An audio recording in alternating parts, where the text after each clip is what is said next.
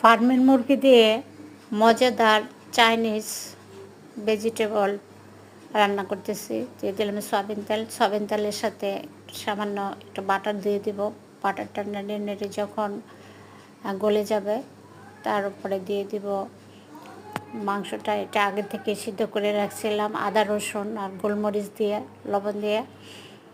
তো মাংসটা যখন একটু ভাজা ভাজা হয়ে যাবে সামান্য একটু আদা দিয়ে দিছি, দিলে একটু ভালো লাগবে।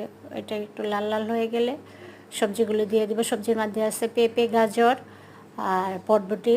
আমি পেঁয়াজটা এখানে দিই নাই, পরে দিব। এটা সামান্য একটু নেড়ে নেড়ে যে স্টোটা তৈরি করেছিলাম সেই স্টোয়ের পানিটা দিয়ে দিচ্ছি এখন।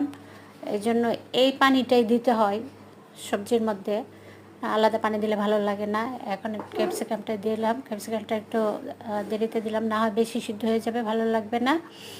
তারপরে একটা কাঁচামরিচ দিয়ে দিলাম। কাঁচামরিচের পরে আমি পেঁয়াজটা দিলাম একটু দেরি করেই। আপনারা সবজির সাথে দিয়ে দিবেন, আমার কাছে সবজির সাথে দিলে বেশি গলে যাবে, এই জন্য আমি একটু দেরি করে দিলাম। এখন দিয়ে দিলাম সয়া সসটা দিয়ে নেড়ে চেড়ে তারপরে কর্নফ্লাওয়ার আগে থেকে 2 চামচ আমি গুলে রেখেছিলাম, এখন কর্নফ্লাওয়ারটা দিয়ে নেড়ে দিব।